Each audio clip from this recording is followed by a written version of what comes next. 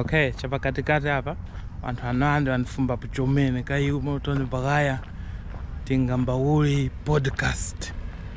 Haya yini nkumba kupanga podcast yani ka ikumbika viche ndipo ni ndalama zilinga sono yae mwahondiza iva ma podcast hivi madasava chuka chomene chisankho chamara kumene ku America huko bakuchicha kuchiti vichi the podcast here wanyaka kukhulupirira kuti vati Donald Trump wakawina chifukwa chakuti wakauta kuma podcast apa mzimayi yula Kamala Harris wakakana kuuta kuma podcast. So mbwenu Trump wakauta ku podcast ya Joe Rogan, podcast ya njani kwa huko pa TikTok mbwenu vichi mbwe wawina chisankho.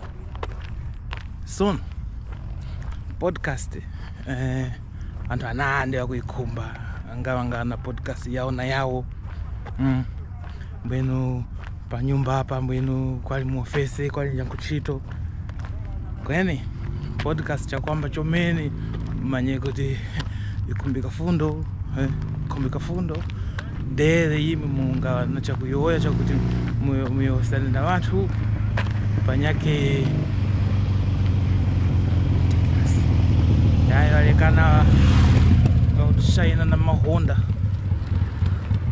jengi cha ora police. Okay, podcast is easy kwamba kweni kasi mungaipanga maintain imwi wiki yose topic ya nyuma notu kutuwa mbwena aya hii ni podcast ya vichi podcast ya gender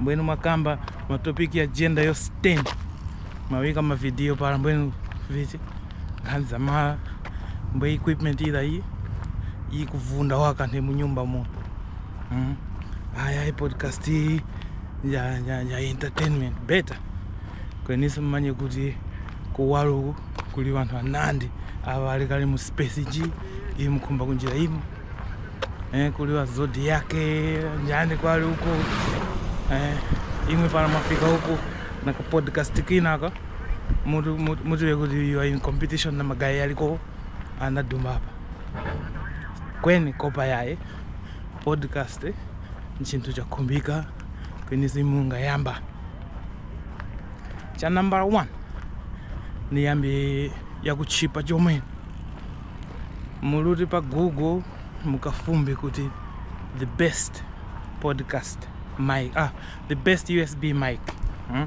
USB mic ikuwaka microphone ya kuti ini microphone ikuwa naka USB slot mutolenge microphone ina na kuijonka ku computer mbwene then podcast ila mungapanga record directly kuvili kuruta mu computer.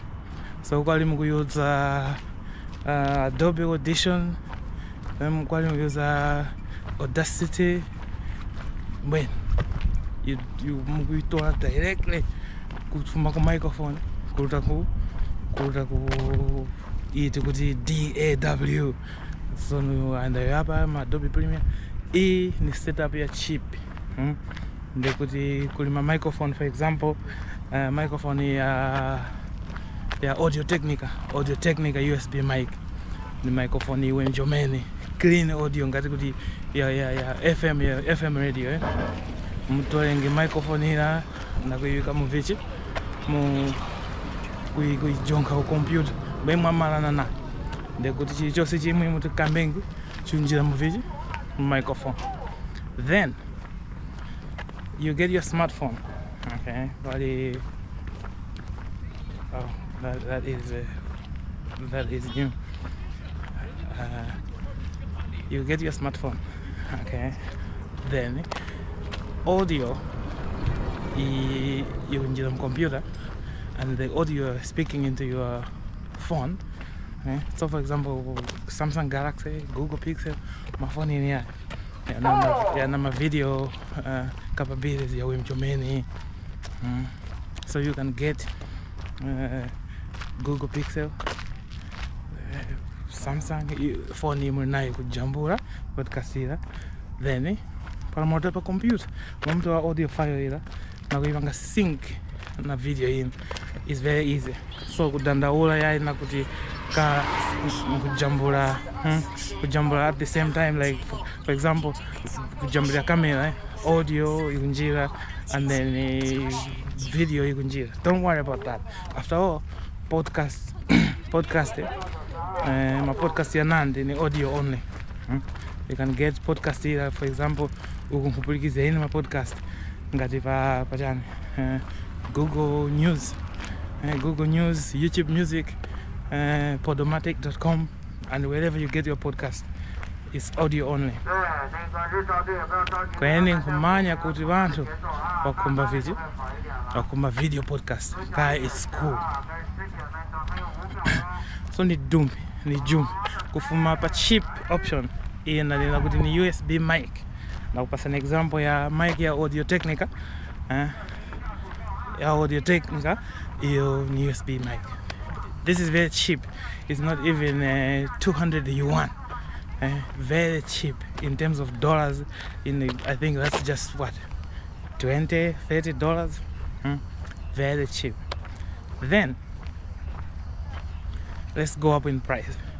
So pakata hapa palituma audio devices tunandi chomeni, tuachina maono, Scarlett kweni tuna noise, they are too noisy. Audio ikufuma makoa VI. So ini I advise vantu kuti valeke kuchita vichi kusuzika na category ingu yowe apa. Don't get Scarlett 2i2 chanya tuma maono tuma audio devices utwanena. No, very noisy. Then let's jump kufika ku what I would advise. Hiyo kwali ni radio station kwa Malawi kwa radio station ni kwali ni corporate organization, kwali ndi DJ, kwali ni jani imiti kutima projuma ni muntu huyu ni dolo cha kweni ni dolo pa dolo andafiki kweni ni dolo pali gadget imoza I recommend kuti muchite vichi muisange gadget hizi na yake ni wakuti Rodecaster Pro. So only with Rodecaster Pro 2, but you can get Rodecaster Pro Generation 1 kupambana VVI para wasanga waka Rodecaster Pro ntchito yako yose ya podcasting wamanana nayo. Rodecaster Pro hiyo ina mic input, tekuti kwali una microphone uli injirenge. Rodecaster Pro hiyo ina Bluetooth. Rodecaster Pro hiyo ikunjira munga jong hako phone. Rodecaster Pro hiyo ina ma output, sono pamona podcasting yake aliyeso vala ma headphone wakava table vara kuyuza vichi Rodecaster Pro. Tinga yoya kuti kwa vantu 90% yawosa wika ma podcast yao pa YouTube. Vantu ava abazungu ava abanyitu half 90% ya vantu ava wosa wagwisa nchito vichi Podcaster Pro. Podcaster Pro, Rodecaster Pro pali ma alternatives. For example, pali Mixcast, Tascam Mixcast, Tascam upanga ma recorder yawe mchomeni. Kuzini sono kuti walimba ni na Rodecaster walikufumiza yao iyo wakuichema vichi Tascam Mixcast 4. You can go there. Then ikulisi Zoom ndi kupanga vima recorder hivi komi. Vantu wali mu journalism akuyuza chomeni ma recorder ya vichi ya Zoom wanatuma options to nandi, including the pod track. I think pod track 8. Kweni kumpalirane, mnenelane. Ini na yezi hapo Tascam. In fact, Tascam ili Malawi yukalawaka. Tascam na yezi hapo Zoom, na yezi hapo vechi. Kweni yae paliji uyu wakufikira kwa mavichi ma capabilities ya Rodecaster Pro. Pachanya pa Rodecaster Pro hapo kuli vinyake vya kudura achina maki deo zi creator kweni ini nkumuchichiziani kuti para mukukumba podcast vintu vake ni hivi. Okay, toran borpena. Number 1, para ndalama muliji mkumba kwamba waka gurani USB mic. Bueno, mamara nayo. Number 2, mugure. So this is category 2. Rodecaster Pro. Number 1, Rodecaster Pro is kumbike my microphone. So get my microphone ya tatu. And then pa microphone number chifaja watu jumbling video. Microphone ya chuka chomeni chinchi comedy icho kuti Shure SM7B. Microphone ni Michael Jackson walikimbira. Michael Jackson wakati paranja studio wakayuza microphone ini. Kulima microphone ya kujumba hapa. Kweni tikutolera ya kuoneka makora ninji. Chifaja kuti Shure SM7B para wakhala pa table para na chi microphone chira chi comedy ikuoneka makora. So it looks good. Kweni kulima microphone better than vision than Shure SM7B. After all, mashuwa ya nyake ya kumbika viji ya kumbika kuyawanga boost na hiyo kuti cloud lift kweni that is getting technical. Para imi muna Rodecaster Pro, you don't need cloud lift. Okay, so masanga Rodecaster Pro mayeka hapa matora microphone ya tatu oro ya vili mayeka hapa, then mukumbike ma headphone mungatora ma headphone ya vichi Audio Technica. Kweni my headphone ya kumbika kuti if you are not sure of sound, okay, kuti aliesi application or para muntu mnyako kujoina by phone in or mnyako kujoina by Skype, then you need my headphone. So my headphone you can buy. My headphone go cheap. You get my headphone ya Audio Technica or your Sony. A Sony or the D60 something. Very professional but very cheap. Muiweka hapa. So no mutu kumbikenge so memory card. Memory card iwemi speed ya power. Speed ya power. Niniweke hapa exact specification ya memory card. Kugura memory card bweka cha paka pa memory card hapo pawe nambara hii. Otherwise para mkujambura pa bwena wakupana amwene speed imukujambura na memory card imo ikaumu vigwizana yaye. So no nimvichitikirenge. Then memory card mukumbikenge USB cable. USB cable para magura chayo para magura Rodecaster Pro wampasaninge kweni you need a backup. It's something mina 3 meters 3 meters USB we can up, then mukumbikenge ma cable ya ma microphone ya my XLR cable mike hapo, then mukumbikenge camera. So ntafika camera, okay, na yo ya kuti phone mungajambulia phone ya Samsung ina 4K, phone ya Google ina 4K. Kweni para imi mukumba that look bueno mungasanga camera iwemi ini nkupanga recommend vichi camera yes ya Sony iyo kuti vichi Sony ZV-1 or the best one for me ni camera ya Canon iyo the Canon M50. Mukumbushike kweni kuti varamagura Canon M50 mukatoni mwa ma lens igwa mukatoni ikwa iwemi yae.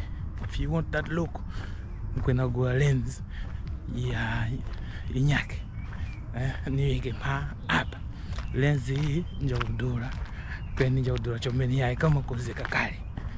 Okay, bueno para mwapanga hivi podcast mwajitu hizi mwamana nayo podcast mwamana nayo bueno mupange setup para and mukumbikenge so ma guests ma camera lights video lights my video eyes kumariko I think ni mbwe mwike hapo na hapo kwenyeso so wima kwa Roadcaster Pro you don't need kuipanga treat room party kuti treat room pali vipinda vinyake vati pali mukupangira mu record bwekupulika audio vana kusevera kuwalo ku mphepo chanja kweni na Roadcaster Pro imwe muli safe chifukwa chokuti sound injakukumbika yayi yosi kupavichi ikufumizikako mukuwaka na sound mukuyoya imwe okay sono nimo ndatenditiri yes budget ukukose muli mungafumba tika Roadcaster Pro wagulisa zilenga ugula ya nyiwani yayi ugula ya nyiwani yayi chifukwa chakuti ya nyiwani ya udula I think ya nyiwani 5,000 yuan ya second hand ili 2,000 yuan kweni wantu anande awagulisa ya second hand not kuti walikuipanga abuse after all ni machine iwe mchomea and you can use it kwa nyingi itali ungaibuse pa 24/7 not kuti machine njihene kwene walikupanga upgrade it's been upgraded to the new version so no imwe gulane Roadcaster Pro generation 1 second hand then mulipapa unless budget yinu nja corporate then you can go with the brand new so no ya ndivu ndate ndichitivichi ndikuluvya nipo chifanda kupulikani mwa pali wantu andichomeno andifumba za kukumba kwamba vichi podcast so no hivi mukumbika hivi kumbika ni vintu nayo hapa hivi tapulikana hapa kuli ma alternatives ya nyake for example kuli ma mixer para if you notice ma mixer sono ya mara paliji muntu ya kuyuza mixer paliji muntu ya kuyuza mixer kwali Yamaha MXU Yamaha MXU is too noisy tuma mixer tumukuona makwaramu they are too noisy imwe chitani luvilu musangevichi Roadcaster Pro the same goes kwali ni radio station kwa radio station ka radio station tatingono you will not go wrong with the Roadcaster Pro unless mwayamba kunjira huku ku professional then you can go na organiza za vitu za ma mixer consumer professional level mixers and audio devices for now just go with nchakuzisa chomeni kuti nakumana na black him nya hey where are you from? Cameroon. Nice to meet you. Nakumana na dada mnyaku yati kongo Cameroon, which is very strange kuti utondo ngati kusangeke dolo anyway uyo kumba tuntu wangandiruvya warning